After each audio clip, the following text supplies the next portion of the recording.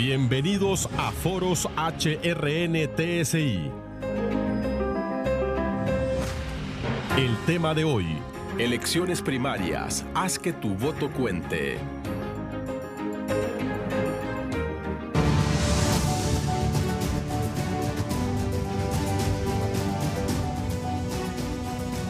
Bienvenidos, qué gusto estar de nueva cuenta con ustedes a través de HRN y TSI en Foros HRN-TSI.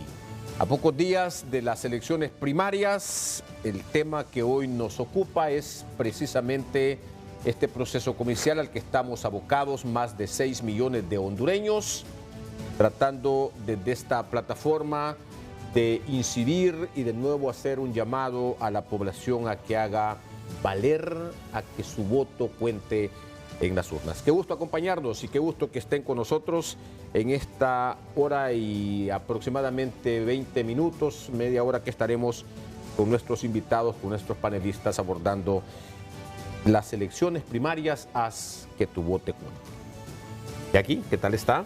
¿Cómo estamos, Bienvenida, licenciado Juan Carlos Barahona? Es un gusto estar aquí con usted de nuevo. Realmente hoy vamos a analizar un tema muy importante para nuestro país, un tema que realmente, licenciado, estamos a pocos días para que se celebren las elecciones primarias internas. Y hoy tenemos, como decimos, de costumbre, un panel de lujo aquí en el set. Está con nosotros la consejera presidente del Consejo Nacional Electoral, Cosette López, a quien le damos la bienvenida. Gracias por estar con nosotros. Muchas gracias, buenos días, es un placer estar aquí con ustedes, es un gusto de verdad.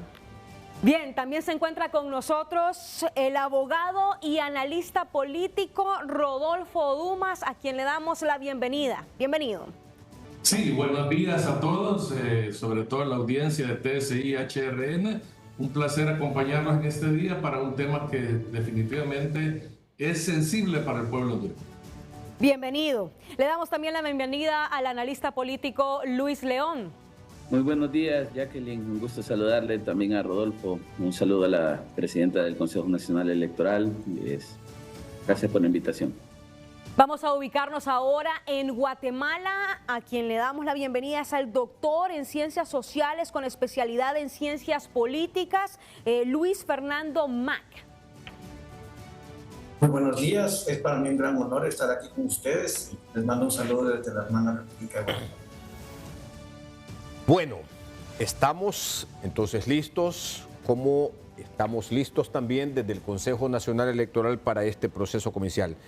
¿Estamos listos, abogada Cosette López? Pues bastante preparados, pero por supuesto con semanas llenas de agendas complicadísimas todos los días, sobre todo por la cantidad de tareas que hay que realizar, ¿verdad? Es obviamente un trabajo bastante conocido por parte del personal interno dentro del Consejo Nacional Electoral y que tiene sus parámetros bastante fijados. Sin embargo, es mucha la minucia de la misma, es de orden logístico, de orden legal y de orden tecnológico, es decir, son muchas cosas que de verdad estamos viendo, por lo cual desde hace ya un mes tenemos un horario extendido que incluye los domingos. Nuestros funcionarios y nuestros empleados están sábados y domingos, estamos trabajando arduamente. Hay turnos dobles en el centro logístico electoral y en las bodegas tecnológicas para el tema de programación, así que sí, es bastante arduo y estamos avanzando con tiempo, con unos que otros impases de vez en cuando, pero vamos librándolo hasta ahora. A 12 días, el Consejo Nacional Electoral pues va a estar listo para el 9 de marzo y para poder hacer el plan de despacho que debe iniciar el 3. Con el propósito de que todos los hondureños puedan acudir a su junta receptora de voto a depositar precisamente su voluntad a través del voto. Y en cuanto a transparencia, en cuanto a fidelidad, en cuanto a las garantías de que tendremos un proceso comercial tal vez distinto, también el Consejo Nacional Electoral puede dar garantías de que en efecto así vamos a tener este proceso. Pues de hecho ese es un tema central en todas las actuaciones que tenemos. Cada vez que estamos tomando decisiones, la transparencia de la información, la disponibilidad de la misma, el hecho de que sea verificable y que sea segura, confiable, es de las cosas que tomamos en cuenta de forma permanente. De hecho, la implementación que se ha hecho ahora mismo de tecnologías diversas con el propósito de que puedan ser utilizados por los hondureños a través del proceso, tienen en mira la transparencia y la confiabilidad. Por supuesto que estamos esperando que todo funcione conforme lo hemos diseñado y que las cosas resulten como deben ser. Por supuesto que no debemos olvidar que el elemento esencial en esta participación es el ciudadano y que en consecuencia necesitamos que efectivamente las juntas receptoras de voto conformadas por ciudadanos de diferentes partidos políticos hagan el uso correcto de ellas.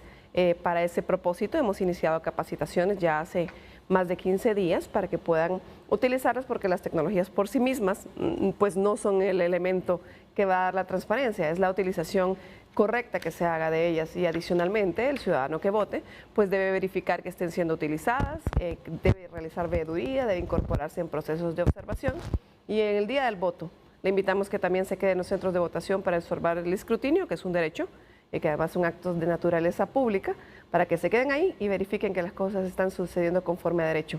Que todos utilicen el dispositivo biométrico en todas las juntas receptoras de voto, sea que estén en recintos comunes con otros partidos políticos o en recintos diferenciados, y que pues se observen todas las regulaciones que se están contemplando en la ley y en el proceso para estos propósitos. De hecho, ya nos va a explicar, ya nos va a enseñar cómo funciona ese dispositivo que ha generado mucha expectativa respecto a la transparencia y a la transmisión de resultados. Bueno, y es que hasta precandidatos presidenciales se han hincado para que en este próximo proceso electoral pues tenga el biométrico. Ya vamos a conocer un poco sobre el mismo. Hemos visto en los últimos meses el tema del ambiente político. Hemos visto en el último mes 2 precandidatos a la alcaldía muertos de forma violenta, ataques a algunos precandidatos, a diputados. ¿Cómo analiza el ambiente político que se está viviendo en Honduras, Luis León?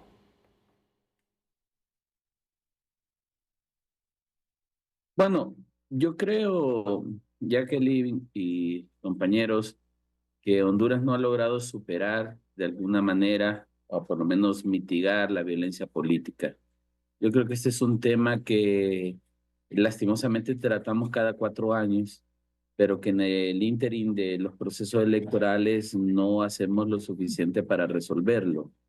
Esto de estar viendo asesinatos de candidatos, ataques entre políticos, sobrepasando ciertos límites de los valores democráticos y la ética política, la violencia política contra la mujer, que cada vez parece ser más marcada, demuestra que todavía nosotros tenemos un sistema o una cultura política bastante cruda. Digo, hace falta mucho trabajar en nuestro sistema político, y es lastimoso que incluso autoridades de las instituciones electorales, como la abogada Ana Paola Holm mencionó recientemente que ha sido víctima de intimidación, se escale a diferentes niveles.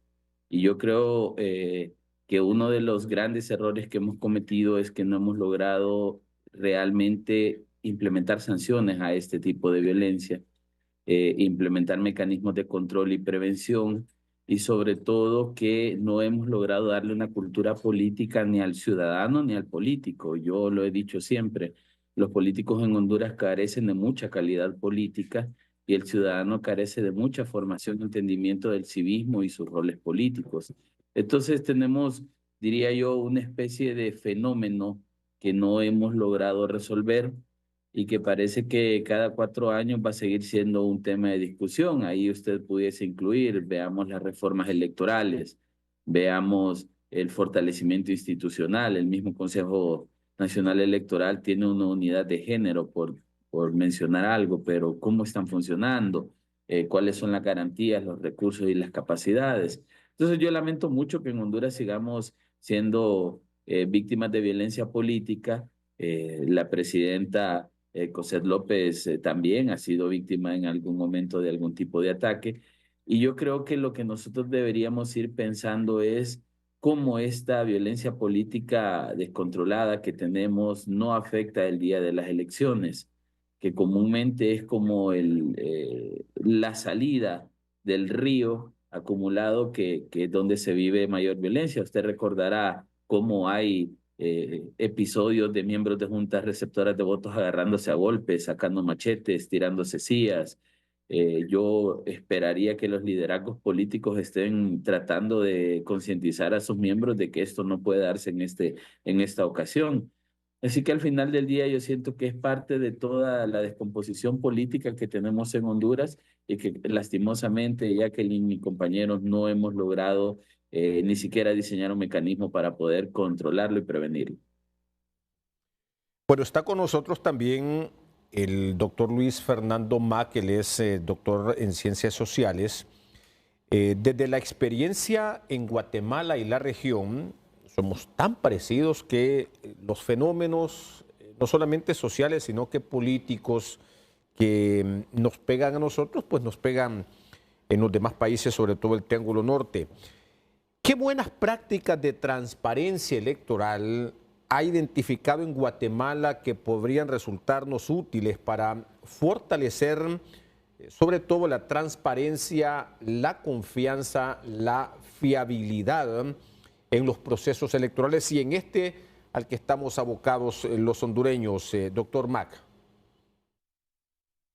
Muchas gracias por la pregunta. Es un poco complicada responderla porque al final de cuentas estamos hablando de procesos sociales, estamos hablando de percepciones, estamos hablando de un ambiente y un proceso político que en alguna medida, pues en el caso de Honduras, en el caso de Guatemala es muy complejo. Realmente la violencia, la polarización es como una constante en nuestros países de la región.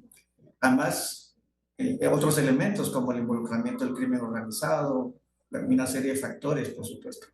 Pero en general me parece que una de las cosas que ayuda mucho a resolver estos problemas es el involucramiento ciudadano. Y mientras más grupos o organizaciones a nivel nacional e internacional acompañen el proceso y den fe, digamos, de lo que está ocurriendo, eso, por supuesto, muchas veces no disipa las percepciones de fraude, las percepciones, digamos, de que algo no está bien, pero ayuda enormemente realmente a estabilizar y a mejorar, digamos, mucho la capacidad del proceso electoral, digamos, de las organizaciones o de las instituciones que acompañan el proceso electoral, de dar fe de que, pues, con todas las deficiencias y con todos los problemas, hay un proceso electoral transparente, limpio y confiable.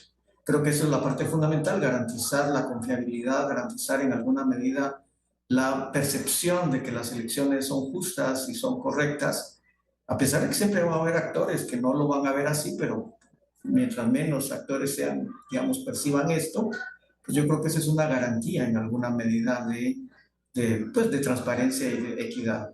En ese sentido, lo vamos a platicar creo más tarde, digamos, en Guatemala quizás una de las cosas que más resaltan es el proceso de ciudadanización de todo el tema electoral. Hay un órgano institucional que es el que coordina y el que en alguna medida convoca, pero son realmente los ciudadanos los que cuentan y acompañan en el día de las elecciones y que son los garantes en alguna medida de las elecciones y del resultado electoral. Ese sistema ciudadanizado de Guatemala creo que es uno de los principales valladares del sistema matemático. Bien, muchas gracias. Vamos ahora a analizar con el analista político Rodolfo Dumas el tema de la transparencia, algo que siempre nos ha importado a nosotros analizar, y es cuáles son esas debilidades que observa usted en materia de transparencia el día de las elecciones y cuál sería su recomendación para las autoridades. Bueno, primero que nada me parece relevante señalar un hecho que le debe generar esperanza al pueblo hondureño, y es que vamos a elecciones.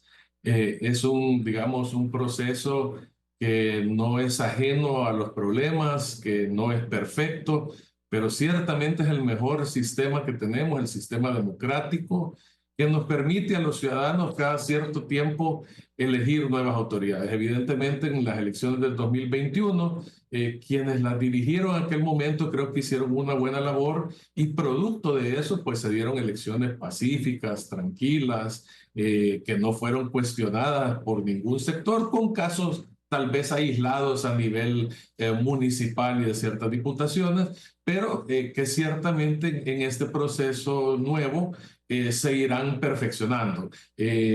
Da mucho entusiasmo ver, por ejemplo, que las elecciones internas y primarias contarán por primera vez con una observación de parte de observadores independientes, lo cual le da un cierto grado de transparencia, que es precisamente lo que estamos hablando a este proceso, y de tranquilidad para los electores de que el proceso se va a llevar a cabo sin algunos de los vicios del pasado. También genera algún entusiasmo, optimismo, ver que la parte tecnológica, y tal vez aquí la presidenta del Consejo Nacional Electoral nos puede ampliar, pero la tecnología que se está incorporando para que los centros de votación rurales, sobre todo, puedan tener esa comunicación fluida que permita que la información llegue a los ciudadanos de manera oportuna. Evidentemente, mucha de la labor de transparencia pasa precisamente por el Consejo Nacional Electoral, y que esa información sea difundida el día de las elecciones de manera expedita y sobre todo de una manera rápida, porque generalmente en estos procesos electorales lo que hemos tenido, y la historia no nos deja mentir, es que las tardanzas, y sobre todo las tardanzas producto de fallas tecnológicas, son las que han creado incertidumbre en los resultados. Entonces es importante que en esta ocasión esos errores se vayan corrigiendo para tener un proceso electoral transparente y tranquilo. Debo resaltar esto que apuntaba Rodolfo, porque generalmente, bueno, la naturaleza humana es así, ¿verdad? Estamos más reparando en lo que se ha hecho, en lo que se pudiera seguir haciendo mal, y no tanto en lo que se ha avanzado. Hay que decirlo, que en medio del retroceso democrático, electoral que hemos tenido en estas sociedades, también han habido avances. Y sin duda que un avance en este proceso, y en esto tenemos que resaltar el papel que ha jugado este Consejo Nacional Electoral, quienes lo conforman, porque al final se trata de las personas, ¿verdad? Tenemos un dispositivo de identificación biométrica de los votantes, que no es que se implementa por primera vez, ya lo tuvimos en el 2021, pero de nada nos serviría la tecnología si la actitud, el compromiso de país que tienen desde el Consejo Nacional Electoral no se implementase en este proceso comicial, que por cierto será el más caro de la historia. Más caro de la historia. Y bueno, habrá que sacarle provecho a esa semejante inversión que se ha hecho, ¿verdad? La democracia nos cuesta y nos debe costar, pero al final los resultados reditúan, y al final los resultados van a valer la pena en función de lo que se pueda costar un proceso. Tenemos aquí en el estudio, aquí en el CETE, el dispositivo que se va a implementar en los más de 5.700 centros de votación. Ya se superó aquello de que habían todavía algunos centros de votación que no tenían internet, y bueno, vamos a abundar en esto porque queremos conocerlo también, Aguada. Con mucho gusto, sí. Bueno, abonando al hilo que traía la discusión, efectivamente, en el Consejo Nacional Electoral nos toca, como en muchos lugares, realizar lo que yo denomino una administración de la desconfianza. Lastimosamente eso es lo que está puesto sobre la mesa, y pues es natural en términos de democracia y en términos de un pueblo que aún cuestiona y que aún juzga las cosas que le agradan y no, y es lo que nos invita precisamente como una brújula a seguir buscando áreas de mejora para implementarlas. Sí, las tecnologías son altamente costosas y son el componente más costoso, sin lugar a dudas, de los comicios actuales. Son muy altos los números presupuestarios, y debo decir desde ya que son mucho más altos que los que vienen para las elecciones generales. ¿Cuánto va a costar? Pues teníamos 1.492 millones inicialmente, y se ha recibido una ampliación por 561 millones. Así que es bastante costoso, y la mayor parte de ello está invertido en tecnologías. Y digo mayor en proporción a lo inicial, porque más de 500 millones, 550 inicialmente solo en las dos diferentes soluciones tecnológicas, sin profundizar en conectividad, que incluye 1.728 centros de votación que no tienen acceso, los 613 lugares donde no hay energía eléctrica, que tenemos que también hacerlo, las soluciones de seguridad, el tema de la infraestructura de software para evitar ataques cibernéticos y para mejorar toda la seguridad del sistema, la confiabilidad, etcétera. Entonces, toda esta infraestructura es bastante costosa. Hay partes que ya estarán vigentes para las elecciones generales y ya las tendremos puestas a disposición, como por ejemplo los dispositivos biométricos, de los cuales teníamos 20,000 que habían sido adquiridos en el año 2021 y ahora hicimos una adquisición de 7,000. ¿Por qué hacemos una adquisición? Porque las elecciones primarias incorporan básicamente con la participación de 3 partidos como que estuviéramos haciendo una elección, 3 elecciones generales. Es mucho más compleja, es mucho más agotador y mucho más costoso en términos financieros y de trabajo, porque son 3 juntas receptoras de voto por cada junta, que normalmente en elecciones generales solo sería una. Entonces tiene 3 diferentes con el mismo número, una para cada partido participante, en esta ocasión Partido Liberal de Honduras, Partido Nacional de Honduras y Partido Libertad y Refundación. Es decir, cada uno de nosotros va a estar en ese censo específico, registrado tanto en el dispositivo biométrico como en los libros o en los cuadernos de votación, que son el instrumento normal y generalizado en el planeta, donde uno va a poder encontrarse y donde le corresponde. Todos pueden visitar la página del Consejo Nacional Electoral para buscar el centro de votación que le corresponde, la Junta Receptora de Voto y adicionalmente la línea. En esos deberán estar sus fotografías, como aparecen en el DNI, y ahí podrán realizar precisamente la votación que le corresponde a cada ciudadano hondureño mayor de 18 años que esté habilitado. En ese sentido, pues tenemos un despliegue enorme de orden logístico. Y sí, los dispositivos biométricos van a estar incorporados, acá está uno, en cada uno de los centros en cada uno de los kits electorales que se lleva precisamente, los kits tecnológicos y los las maletas electorales que se llevan a los centros de votación. En razón de eso, pues todos los hondureños, esperando y confiando en que todo funcione, tendrán la oportunidad de utilizar el dispositivo biométrico y también de acceder a los centros de transmisión que están dispuestos con las tecnologías para después poder realizar precisamente el proceso de envío al Distrito Central, al CNE, de los datos llamados resultados electorales preliminares. 27,000 dispositivos, dice. Esos tenemos. Distribuidos equitativamente entre los 3 partidos que van a elecciones. Pues distribuidos equitativamente entre la cantidad de juntas receptoras de voto. Ahora. Y son 3 juntas receptoras de voto, o sea que son 3 por cada lugar. Sí. Sí. O sea, sí, es por cada partido político, pero la razón en virtud de la cual se dan es porque son 3 juntas de receptoras de voto distintas. Sí. ¿Qué terminará validando en cuanto a identificación este dispositivo? Es decir, tiene una conectividad primaria con el DNI. ¿Qué es lo que termina este dispositivo como validando respecto a que esa persona que va a ejercer el voto es precisamente o fidedignamente la persona que dice ser? Hablemos del dispositivo biométrico entonces.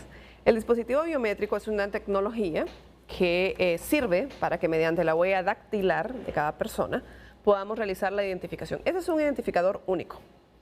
Nadie más tiene mi identificador o el suyo, ni de ninguno de nuestra audiencia o nuestros honorables panelistas acá que nos acompañan también.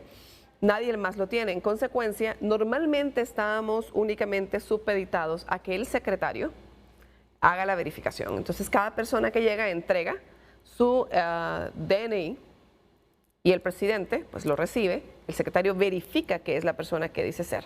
Pero adicionalmente ahora no solo está eso, porque normalmente lo que hacía es, tomo su DNI y me voy al cuaderno, fila tal, o sea, si estoy en la junta receptora de voto correcta, línea tal, busco acá y corresponde, ¿no? La fotografía que aparece, porque aparece una imagen completa de sus datos, de nuestros datos en este cuaderno. Ahora, adicionalmente, la persona puede poner su huella dactilar, cualquiera de las 10 de hecho, porque esta se hace un proceso de migración de las huellas registradas de cada uno en el Registro Nacional de las Personas y va a aparecer la fotografía con los datos y donde corresponde votar. Eso sí, es muy importante que sepamos todos los hondureños que una vez que hayamos puesto nuestra huella dactilar acá, habrá iniciado el proceso de votación y para efectos legales será considerado como que esta persona ya votó. ¿Es obligatorio poner la huella? Es obligatorio de conformidad con la ley. Porque en 2021 yo no la puse, por eso le pregunto. Sí, yo tampoco lo utilicé en 2021. Hubo centros de votación que no lo tuvieron y así lo refleja el informe de observación de la Organización de Estados Americanos en su página número 5. Es decir, donde además de la huella, el dispositivo se suma, digamos, a ese proceso. O sea, no se podrá utilizar, no se podrá prescindir de la huella y sí, no es que esto sustituya la huella. Para ponerlo... Es que de hecho aquí es donde usted pone su huella. De hecho aquí es donde usted pone su huella. Como decía, en 2021, 6.155 dispositivos no hicieron transmisión del total de 18.000. Hubo lugares donde no se conectó nunca, donde no se utilizó y puede que sea el caso de nosotros. Yo tampoco lo utilicé. En el 2021 no había en mi centro de votación. Yo fui a votar a las 10 y tanto de la mañana y no había en mi centro de votación este dispositivo, que fue en elecciones generales, por cierto. ¿Qué es lo que usted pone? Pone su huella. Hay diferentes perspectivas desde las cuales podemos analizar la utilización del biométrico. Si usted es un ciudadano, lo único que va a hacer y debe asegurarse es que el dispositivo biométrico esté adentro del recinto de votación. Nadie que salga con un dispositivo, porque esto pues se lleva en la mano como que si fuera un celular, debe irle a pedir su huella porque usted quedará entonces registrado como que ya votó en un lugar específico. Además, si usted está fuera del recinto, usted no tiene idea de qué partido político, a qué partido político le pertenece este dispositivo, con cuál está registrado, e inmediatamente se bloqueará entre los otros dos del mismo número, de los otros dos partidos.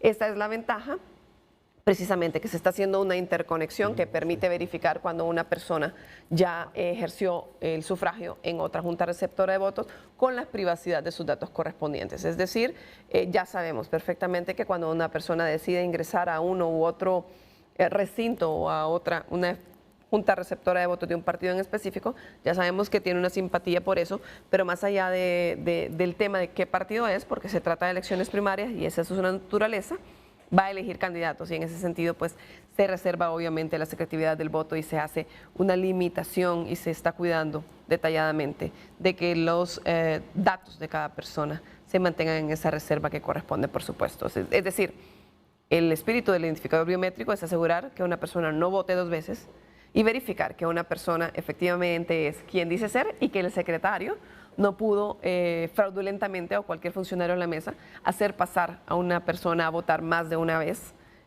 solo porque decidió desconocer que ya estaba una firma en un cuaderno de votación y esas otro tipo de cosas que igual son detectables pero que requieren mayor trabajo cuando hay introducción y no cuadran la cantidad de papeletas distribuidas con la cantidad de papeletas que se depositó, la cantidad de firmas, etcétera.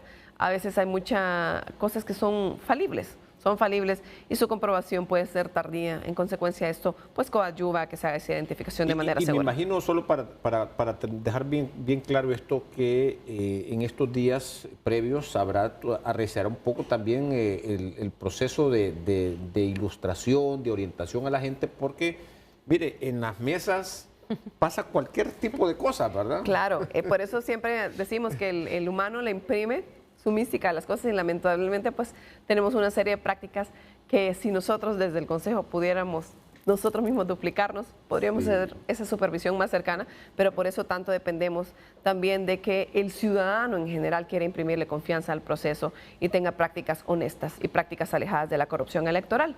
Le expliqué hace un rato de como ciudadano, normalmente usted va a llegar, va a poner acá y va a hacer todo el circuito de votación normal hasta poner su firma en el cuaderno de votación.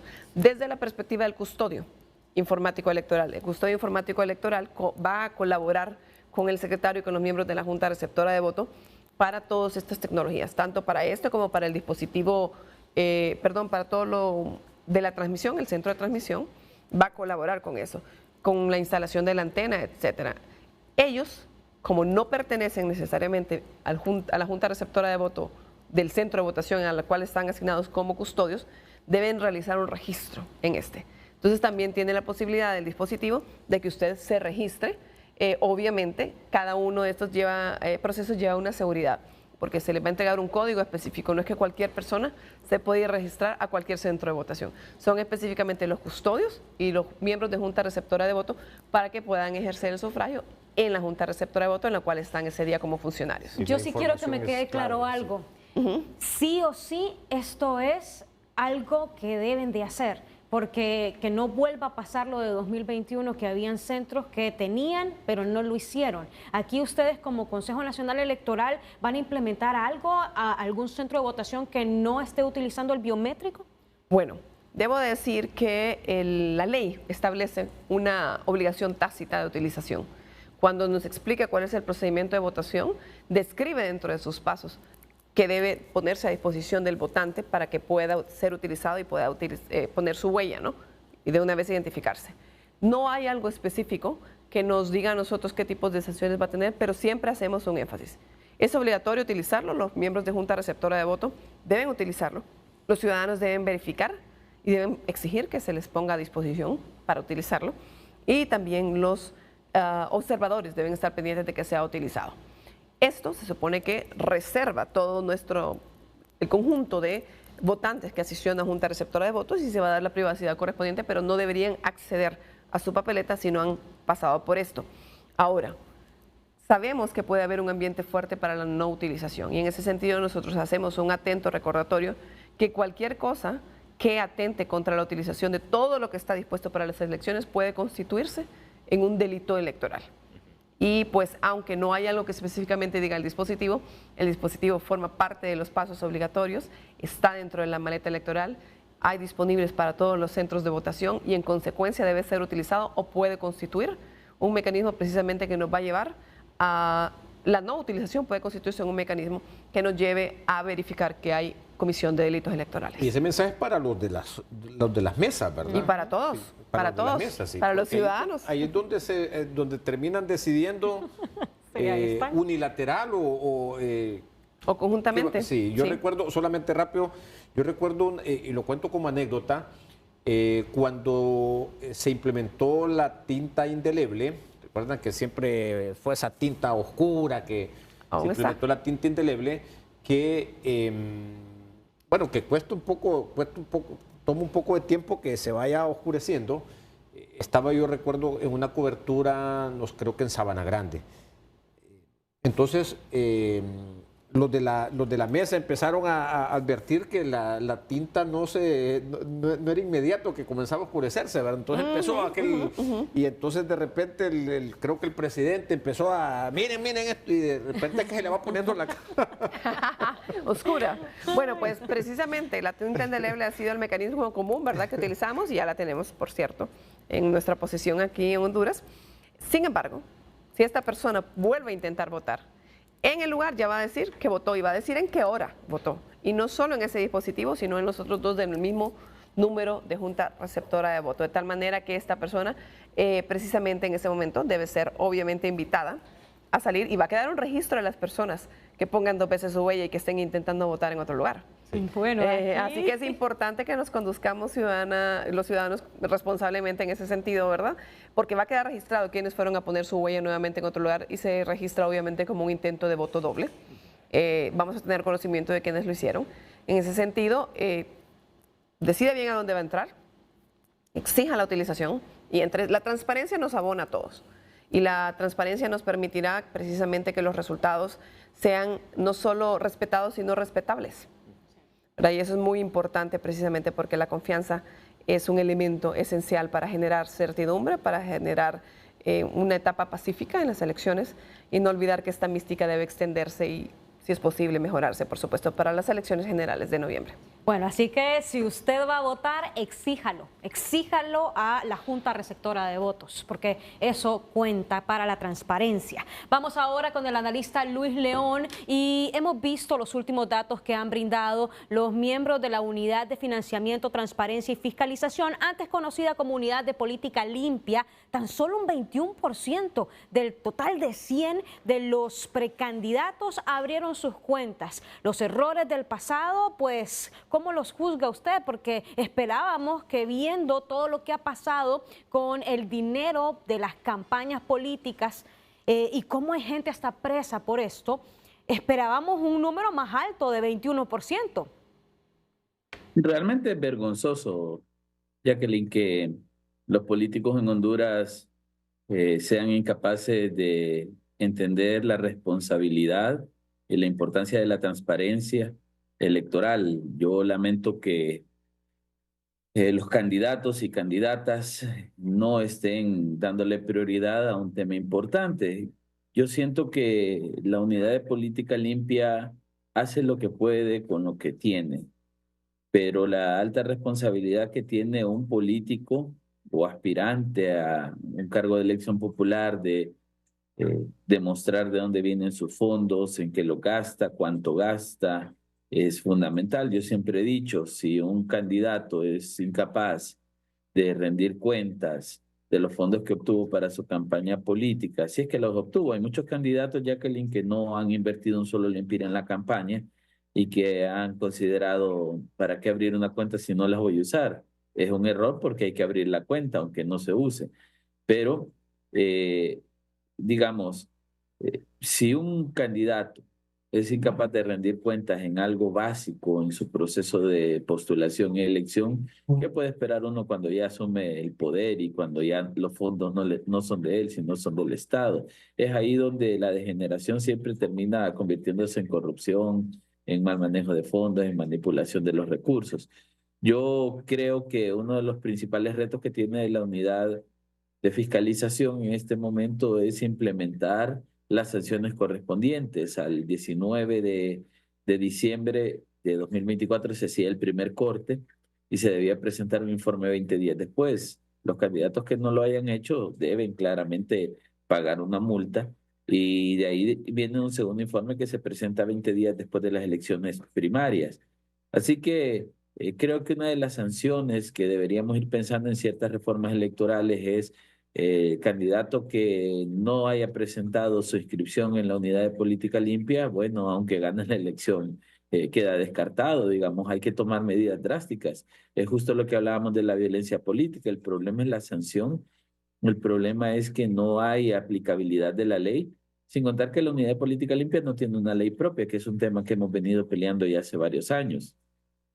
Entonces, al final tenemos un debilitamiento institucional también que no ayuda a que estos procesos funcionen claramente, pero yo creo que a estas alturas, ya a 15 días de una elección primaria, hacerle un llamado a los candidatos que vayan y por favor abran una cuenta, sean responsables, ya es fuera de lugar. Hubo suficiente tiempo para que ellos y ellas trabajaran en el marco de la transparencia, ya el silencio electoral queda una semana para que inicie, entonces ya las campañas políticas quedan, entre comillas, ya sin ejecución presupuestaria. Así que ya a destiempo, nuevamente cometiendo los errores de siempre, como muy bien dice usted, Jacqueline, y eso nos debería llamar a la reflexión de que parece que en Honduras no aprendemos. Parece que en Honduras estamos acostumbrados a vivir de la forma en la que vivimos, a hacer las cosas de la forma en la que las hacemos, y claramente eso no nos permite subir los siguientes escalones para ir creciendo como país y como sociedad. Bueno, Guatemala también, como ha pasado con Honduras, los mecanismos de fiscalización, de regulación, del financiamiento de las campañas es también relativamente reciente. Y al igual que ha sucedido en Honduras, doctor Luis Fernando Mac, la injerencia del narcotráfico en las campañas políticas, la corrupción ha infiltrado el sistema de partidos políticos a tal extremo que en Guatemala se ha acuñado como en Honduras, bueno, no sé si reciente o anteriormente, el término de narcopartidos.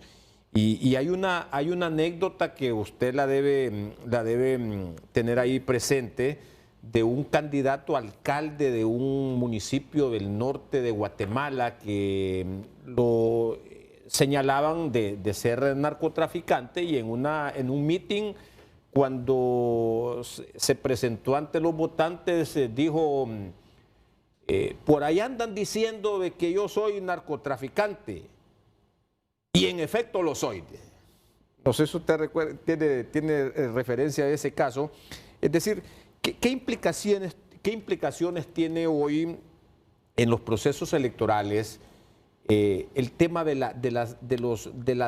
las legislaciones que regulan el financiamiento, sobre todo el financiamiento? Aquí se ha vuelto en los últimos años muy estricto el tema de por lo menos de vigilar, no tanto de cumplir, porque aquí todavía tenemos una tarea pendiente. Apenas el 21% de los candidatos ha abierto cuentas, es decir, está rindiendo cuentas del dinero que manejan.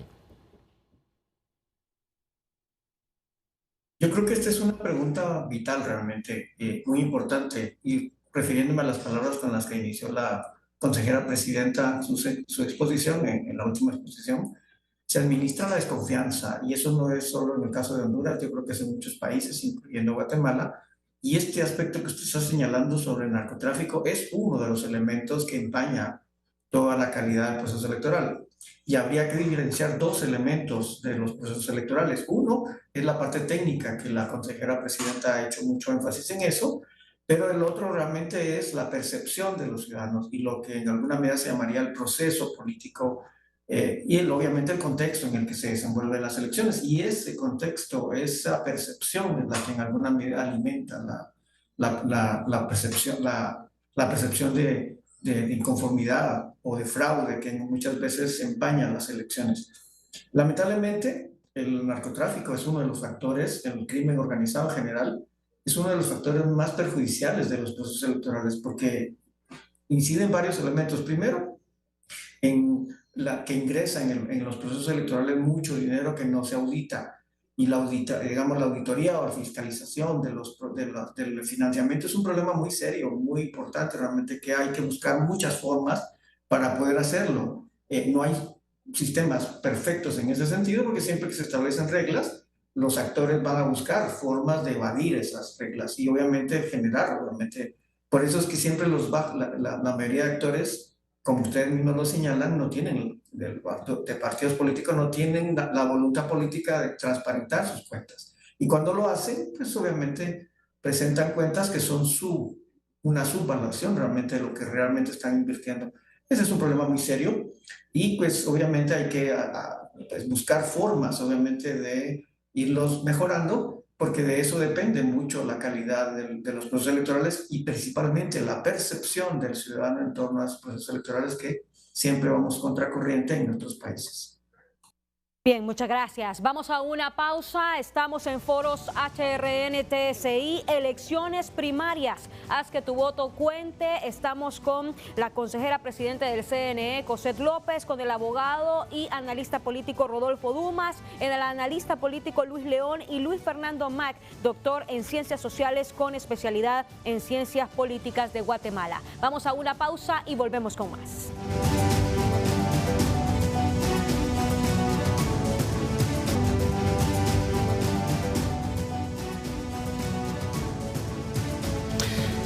Doctor Rodolfo Dumas, ¿qué tan vulnerable es el sistema hondureño vamos a quedarnos en esto, a la injerencia no solamente del narcotráfico, sino de otros fenómenos, pero sobre todo, qué medidas concretas deberían implementarse para frenar esta y otro tipo de amenazas a la democracia?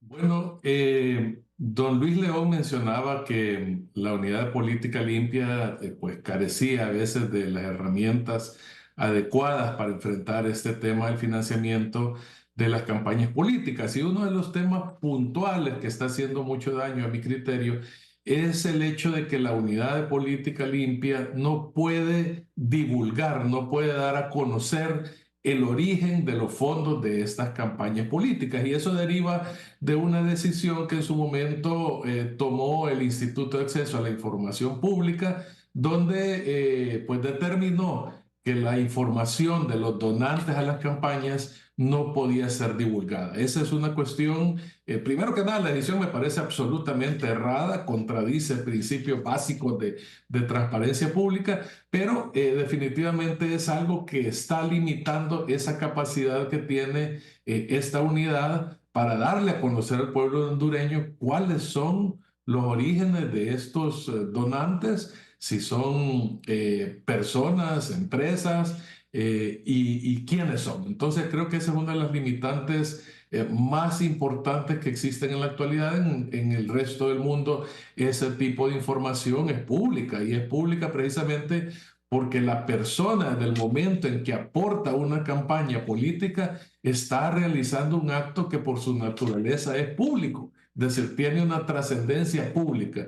Por eso limitar ese tipo de información, digamos, contraviene un poco esos principios de transparencia que deberían de regir particularmente para países como Honduras, que tienen un largo y doloroso historial de financiamientos irregulares de las campañas políticas. Evidentemente, esto no solo se limita al nivel presidencial, sino que trasciende también a los municipios y a las diputaciones, con los resultados que ya todos conocemos. Quisiera también tocar un punto que no se nos vaya a olvidar, que es muy importante en cuanto a este proceso que viene, y es el hecho que durante el fin de semana han trascendido algunas informaciones de que hay aproximadamente 400,000 identidades sin reclamar en el Registro Nacional de las Personas. Me parece que eso es algo que, digamos, tiene que superarse. Creo que el pueblo hondureño debe estar consciente de la importancia que tiene este proceso electoral, particularmente el proceso interno y primario. Tenemos que entender que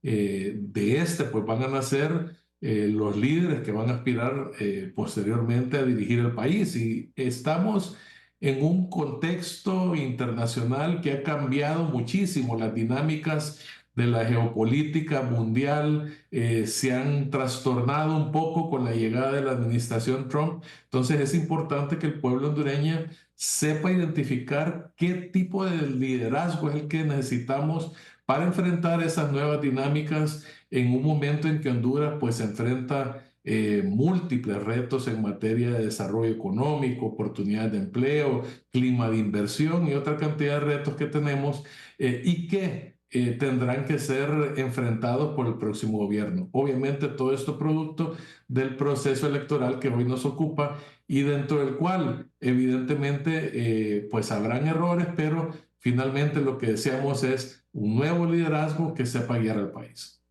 Bien, son 5.791 centros de votación, ¿no? Actualmente. Y consejera presidente del Consejo Nacional Electoral, ya usted nos ha dado cuáles son esos principales desafíos que se tienen en estas elecciones primarias, y nos llama mucho la atención el tema de la observación.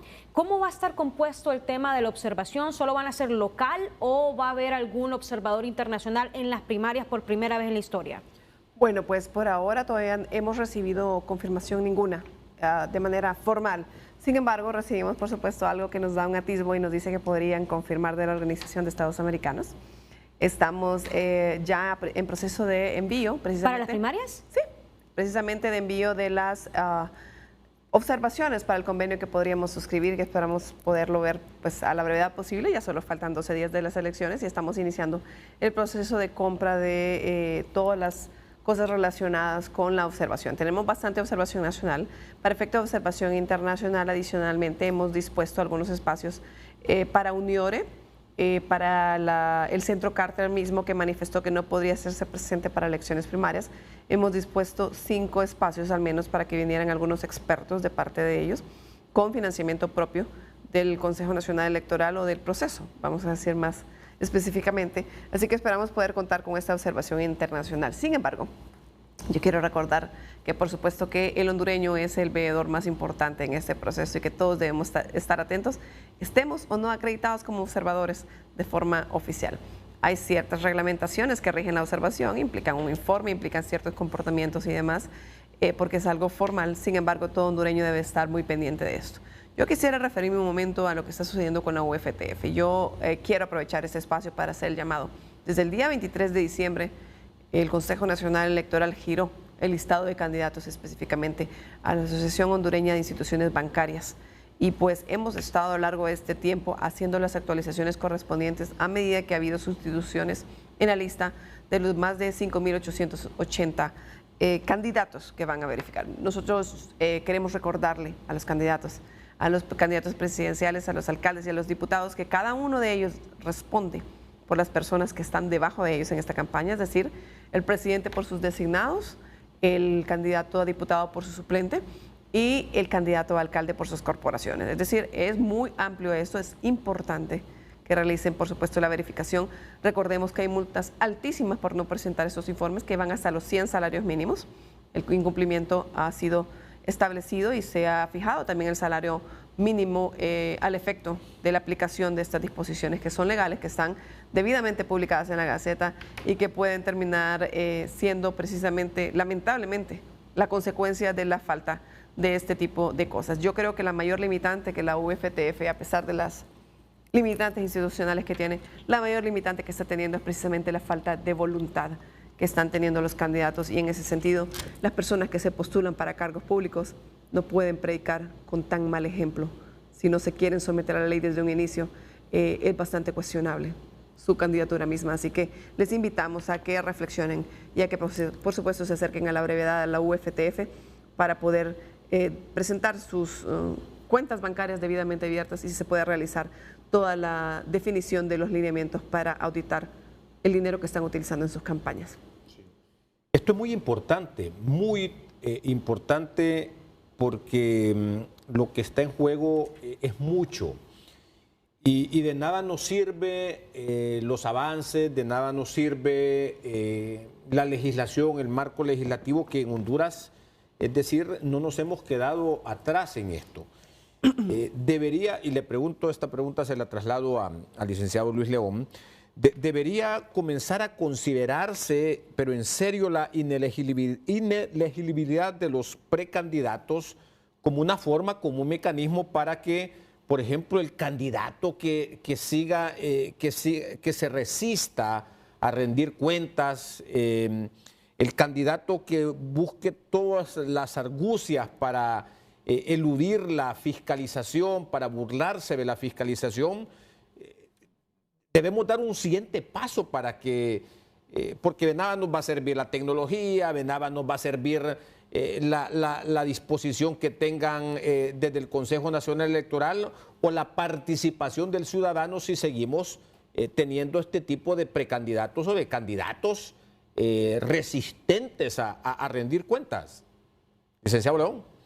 Mire, yo creo que sí, pudiese ser una opción muy clara. Evidentemente se requiere primero contar con una ley para la unidad de política limpia, cosa que no se ha podido.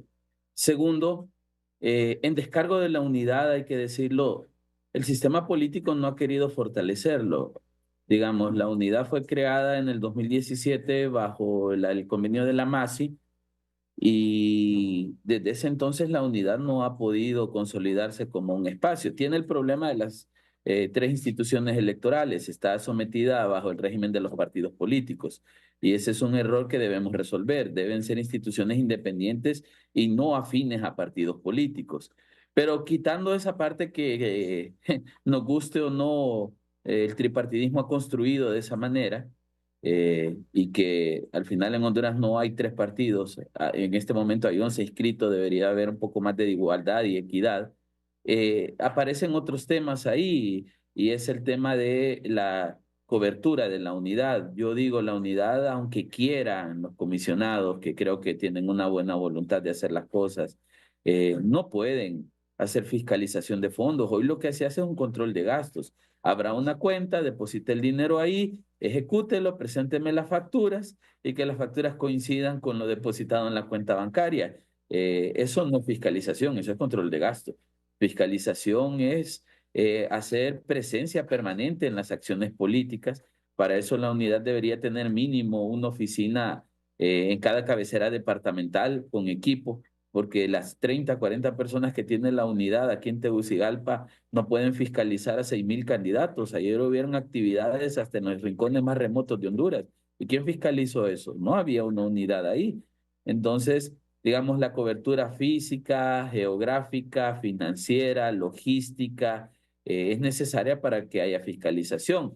Entonces, mientras no tengamos una institucionalidad capaz de poder hacer una presencia nacional, lo que está pasando ahora mismo en San Marcos de Colón es imposible que aquí nos demos cuenta. Entonces no hay fiscalización, hay control de gastos.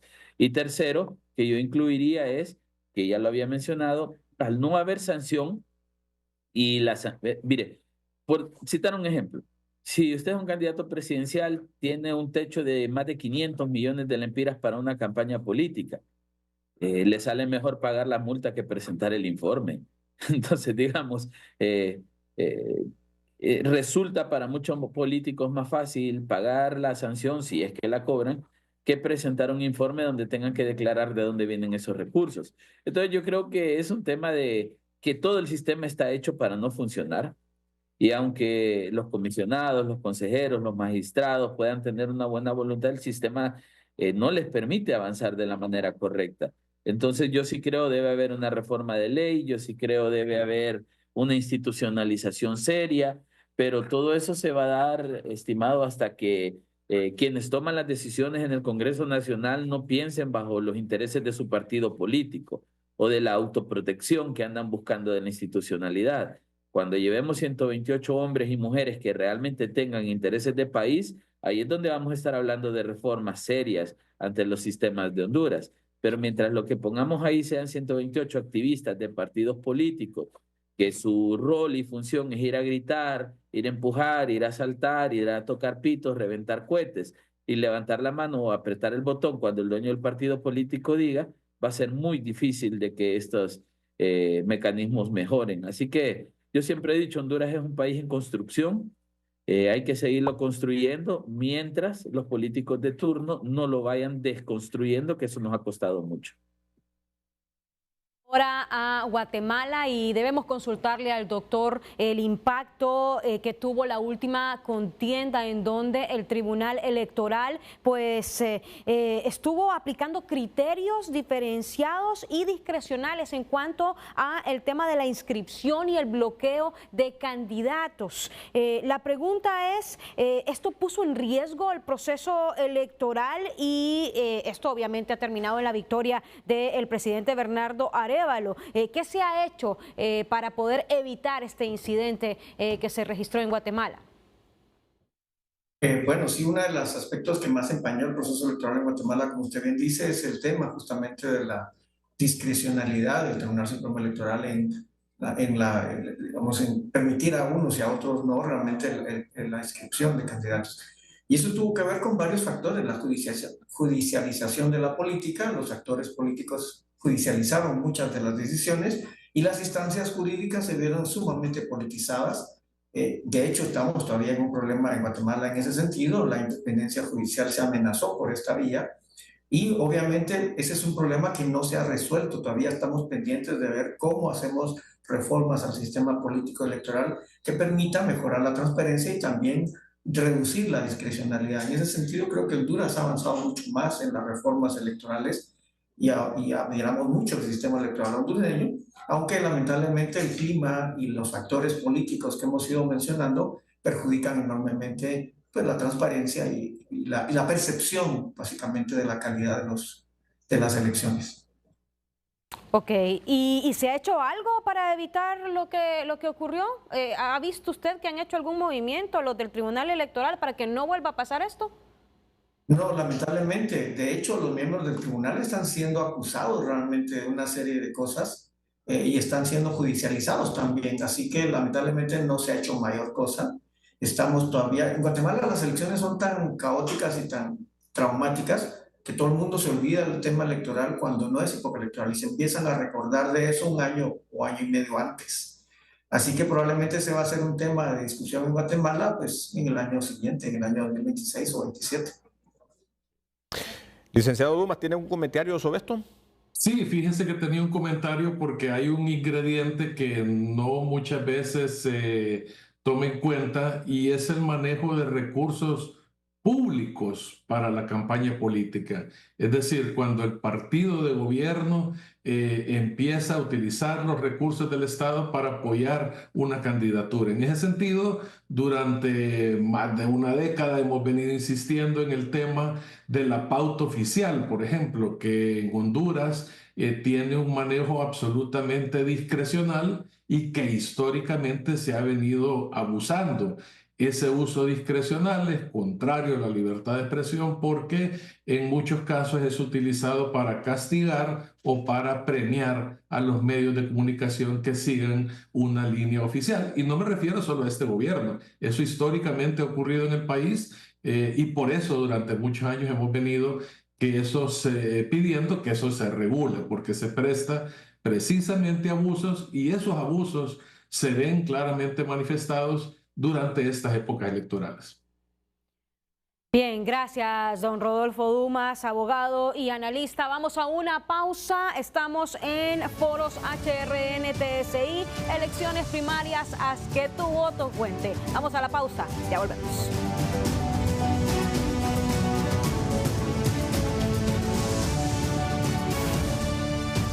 Presidenta consejera, vamos a entrarle también a otro tema, digo yo, muy sensible, el famoso TREP, Sistema de Transmisión de Resultados. Ya vimos lo del dispositivo que aquí lo tenemos en pantalla, el biométrico, ya hablamos de las juntas, de las mesas, Juntas receptoras de votos. las juntas receptoras de votos, del internet, que ya está como buena noticia en todos los 5.000, Casi 800, digamos 5.800. 5.800 centros de votación. ¿Cómo estamos con el tren? Bueno, el sistema de transmisión de resultados electorales preliminares, de hecho, fue el primer proceso de contratación fuerte que lanzó el Consejo Nacional Electoral a nuestra llegada el día 11 de septiembre, precisamente del año pasado. Este sistema fue adjudicado en tiempo. Ahora recordemos que, bueno, digo yo, la violencia legitimada que ejerce los gobiernos o que ejerce, digamos, la parte estatal sobre los ciudadanos nos obliga a adjudicar el 8 de noviembre como máximo. No dice 8 de noviembre, pero establece que tiene que ser una cantidad de días previa, 4 meses a las elecciones, y en ese sentido nos colocaba el 8 de noviembre. Y vean ustedes que es muy interesante. La ley no obliga a que tengamos ya el sistema de transmisión de resultados electorales preliminares. Lo que nos obliga es a que contratemos a una empresa. O sea, el Consejo Nacional Electoral de Honduras, por ley, está obligado a contratar a una empresa. Y si no, puede haber consecuencias de orden legal en varias ramas, administrativo y penal y civil. Es decir, es obligatorio contratar, ni siquiera tenemos la libertad de poder decir que vamos a hacer algo en casa tecnológicamente para hacerlo como se hacía antes. Estamos obligados a que sea una empresa la que venga, así que bueno, hay cosas que nos limitan bastante. En ese sentido, pues fue adjudicado y pues tenemos ya la implementación andando. Hemos realizado simulacros hace 2 domingos y hemos estado en pruebas técnicas precisamente para poder hacer esta verificación, incluso con las antenas satelitales que van a ser desplegadas por 1.728 lugares donde no hay conectividad con red de datos, es decir, de alguna empresa telefonía celular que pueda llegar. En ese sentido, pues tenemos un sistema que está avanzando bastante bien, algunos ajustes pequeños en el software, pero pues yo sí quiero recordar en este contexto a la población y a los medios de comunicación con especial énfasis sobre el resultado eminentemente preliminar de los resultados que esa noche se transmiten en TREP. Obviamente se están haciendo y se han hecho a lo largo del tiempo, no solo ahora, ajustes que precisamente nos den bastante certeza sobre los resultados que se transmiten esa noche. El primer corte será a las 8, de conformidad con la ley, y pues estaremos también teniendo TREP para los otros 2 niveles selectivos, es decir, tanto para el presidencial como para el de diputados y el de alcaldes. A ver, esto ya se ha hecho antes, simplemente no ha sido tan público, pero obviamente que una vez dispuestas las tecnologías para transmitir los resultados de un nivel electivo, si están ahí, con toda la logística, son utilizadas para volverse a utilizar precisamente con los otros 2 niveles selectivos. Están dispuestos. Y si es de conformidad a la ley, tendrá que hacer a las 8. No, y así será. Así será, a las 8 de la noche estaremos dando el primer corte en el Consejo Nacional Electoral. En la medida que se va extendiendo el tiempo, comienzan de nuevo los politiqueros, ¿verdad? Claro, es importante. A ver, una de las partes de las funciones del TREP, como la parte social, aparte de que nos manda los resultados, ¿verdad?, de esa noche, es prevenir este asunto de la gestión de la incertidumbre que es tan complicada para una ciudadanía, precisamente cuando se trata de elecciones. Las elecciones primarias son para algunas personas más sensibles que las generales y para otras menos sensibles. Sin embargo, son un hito muy complicado, bastante extenso, digamos, en la cantidad de personas involucradas, no solo a nivel de Consejo Nacional Electoral, sino de los partidos políticos y de la cantidad de candidatos que tenemos. Vamos a recibir antes de las 8 de la noche y vamos a estar haciendo cortes periódicos. La divulgación iniciará a esa hora con las actas que hayan sido consideradas válidas después de un sistema de verificación en aplicación del artículo 283 que establece que una vez que se hayan enviado los resultados transmitidos desde las juntas receptoras de voto, pues nosotros como Consejo Nacional Electoral debemos tener un sistema para realizar la verificación y la sumatoria de las actas. A esa hora se van a dar cortes específicos, ¿verdad? Recordemos que son 3 niveles selectivos, pero comenzamos con el presidencial. Próximamente, ya no falta mucho, estaremos fijando la hora en que daremos precisamente los primeros resultados divulgados para diputados y para alcaldes, que recordemos que en esta ocasión los diputados no se eligen por cociente electoral, como sucede en elecciones generales, sino por mayoría de votos. Y pues vamos a poderlo observar. Obviamente todo esto está sujeto a la revisión y la verificación del Consejo Nacional Electoral, pero esperamos, por supuesto, que la fidelidad de los datos transmitidos esa noche nos permitan precisamente divulgar y trasladar a la población datos que se sostengan, por lo menos en el porcentaje que a esa hora hayan tenido como corte. Es muy importante recordar ese carácter preliminar y que hagamos el énfasis en que tenemos un deber de verificación de parte del Consejo Nacional Electoral que se extiende desde ese día hasta el día de la declaratoria, que es 30 días después. Bueno, ya vamos a observar el biométrico porque querían ver el aparato en sí, las personas. Y rápidamente, ¿qué le respondemos a Nasralla que se hincó para que el biométrico sirviera? Pues yo creo que, bueno, es una expresión personal, ¿verdad?, de él. Sin embargo, pues obviamente nosotros también, yo particularmente, creo que si todos los partidos políticos usan responsablemente el dispositivo, habremos abonado la transparencia del proceso. Sí. Esto funciona si lo utilizamos todo de la manera óptima, ¿verdad? ¿Podemos verlo? Claro que sí. Ese es el dispositivo. Aquí, esto funciona con un sistema Android de forma general. En un ambiente Android, aquí se pone una clave y luego se van introduciendo ciertos datos, como explicaba, dependiendo de la perspectiva de la que lo estemos utilizando. En la mañana, cuando se encienda, nosotros podemos ver qué dispositivo ya se encendió.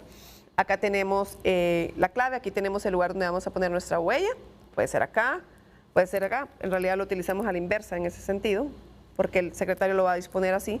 Para cada quien, esto tiene una cámara que nos sirve incluso para iluminar, cuando estamos haciendo escaneo de códigos QR y demás, de las cosas que son implementadas para efectos de seguridad y las personas que se van a involucrar en esto. Acá tenemos el botón de encendido, tenemos acá los botones de volumen y demás, y tenemos espacios para los chips. Esto lleva chips que le permiten tener la conectividad al dispositivo y que precisamente nos van a garantizar que las personas que utilicen el mismo puedan verificar que existe ese traslado de datos entre los 3 dispositivos que corresponden a la misma mesa.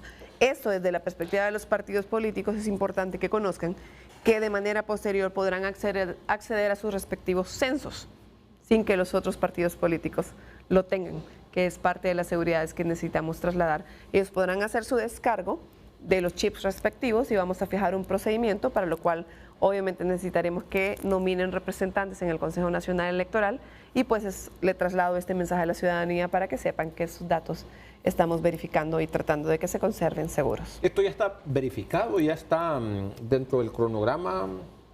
En esto avanzado, ¿en qué porcentaje el Consejo Nacional Electoral? ¿En qué parte? En definir cómo se va a operativizar bien este mecanismo. Bueno, estamos bastante avanzados, ya estamos a 12 días y hemos estado haciendo pruebas técnicas, como acabamos de decir. Y estas pruebas técnicas exigen un avanzado grado de implementación. Ellos siguen trabajando en algunos ajustes del software, sobre todo en temas de comunicaciones, porque utilizamos las redes de las 2 empresas telefónicas celulares del país. Una está como contingencia y otra está como la utilización real. Pero en realidad, cuando usted vaya a un lugar, para cargarlo, ¿cuánto tiempo dura la carga? La carga dura, no sé cuántas horas dura, pero dura más de 14 horas y supera la cantidad de tiempo que estamos utilizándolo, pero igual esto va precargado, va ya preconfigurado. Y le iba a decir, cuando usted está en un lugar y donde solo hay señal de uno, el aparato va a hacer el cambio de manera automática de una red a otra, con el propósito de que esté la conectividad. Obviamente, Esto después en el sistema tiene un sellado que no permite que le estemos insertando datos remotamente. Esas son el tipo de licencias que hemos estado adquiriendo en el Consejo Nacional Electoral para que no se le puedan insertar datos remotamente y tener las seguridades. Y en esto obviamente hay un voto de confianza en la parte técnica, porque nosotros no somos técnicos, de que nadie va a estar introduciendo datos ajenos al dispositivo o alterándolos, que es muy importante también. Así que esperamos por eso que todo funcione como debe funcionar. Bien, muchas gracias, muchas gracias. Nos vamos a nuestra última pausa. Quédese con nosotros porque regresamos al cierre de foros HRN, TSI, elecciones primarias. Haz que tu voto cuente. Ya volvemos.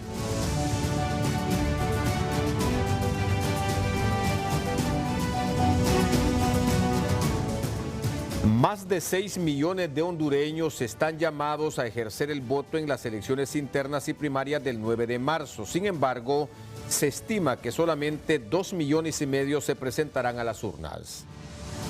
Los comicios que están programados para dentro de 2 semanas son los más caros de la historia. Como se sabe, para las justas primarias fue aprobada una asignación de 1.492 millones de lempiras.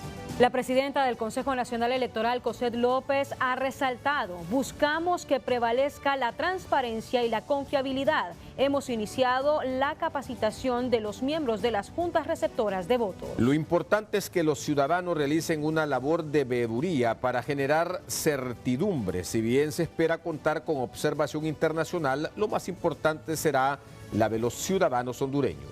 Son 550 millones los que se han invertido para opciones tecnológicas de comicios de marzo. En 2021 fueron adquiridos 20,000 dispositivos y para las juntas de marzo fueron comprados 7,000 más. Honduras no ha logrado superar la violencia política, comentó de su lado el analista Luis León. El panelista remarcó que la violencia contra la mujer demuestra ser muy marcada y está escalando diferentes niveles. Tampoco se ha hecho algo para evitar este comportamiento. El ciudadano carece de mucho entendimiento de educación política y madurez cívica. En suma, dijo León, la violencia es parte de toda la descomposición política en Honduras. Solamente el 21% de los aspirantes ha cumplido con la apertura de las cuentas bancarias para fines de fiscalización de los recursos utilizados en la campaña. Es vergonzoso que los aspirantes no le den prioridad a la transparencia a través de la rendición de cuentas.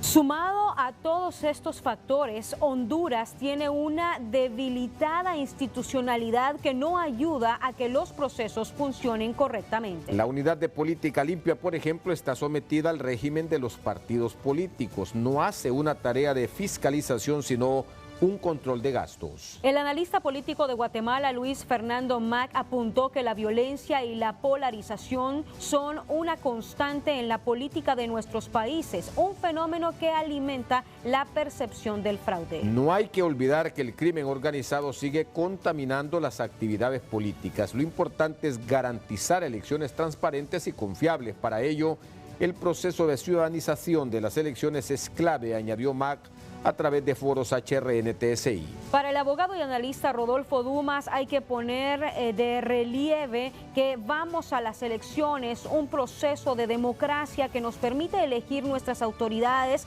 Por primera vez contamos con observadores independientes. Ojalá que el proceso se lleve a cabo sin los vicios del pasado y que la información fluya de manera rápida, ya que la divulgación lenta de datos electorales ha dado lugar a la incertidumbre. Más de 6 millones de hondureños están convocados a los comicios primarios. Lo esencial es que cada ciudadano sepa que su voto cuenta para profundizar la democracia y para fortalecer el Estado de Derecho. Desde Guatemala, doctor Luis Fernando Maque, ¿qué recomendaciones, qué observaciones pudiera compartirnos que nos ayuden a nosotros también como sociedad a fortalecer este proceso? De hecho, Honduras es uno de los pocos países en América Latina que se puede apreciar de tener este avance en cuanto a democracia electoral se refiere. Las elecciones primarias, salvo El Salvador, en Centroamérica y 7 países más, 9 en total, son los únicos 9 países en América Latina que tienen precisamente este tipo de procesos de comicios. Bueno, sí, por eso yo señalaba que Honduras, a pesar de que tiene problemas, como lo hemos ido oyendo a lo largo del foro, sí, como usted bien dice, ha sido uno de los sistemas que más ha ido perfeccionando en los últimos 20 años. Me parece que esa es una muy buena práctica en Honduras. Sin embargo, me parece que sigue habiendo ese clima de desconfianza. Entonces, yo creo que en la medida en que, como hace muy bien la señora presidenta realmente del Consejo, y ustedes justamente al poner a los ciudadanos informados, creo que ciudadanos informados, la transparencia, digamos, la capacidad de los funcionarios de dar cuenta de lo que están haciendo, es un elemento fundamental para, obviamente, demostrar que hay, obviamente, una muy buena voluntad institucional de solucionar los problemas y eso tiene que corresponder también a los ciudadanos de ir confiando paulatinamente cada vez más en las autoridades que dirigen y que procesan, obviamente, el proceso electoral. Abogado y analista político Rodolfo Dumas, sus conclusiones.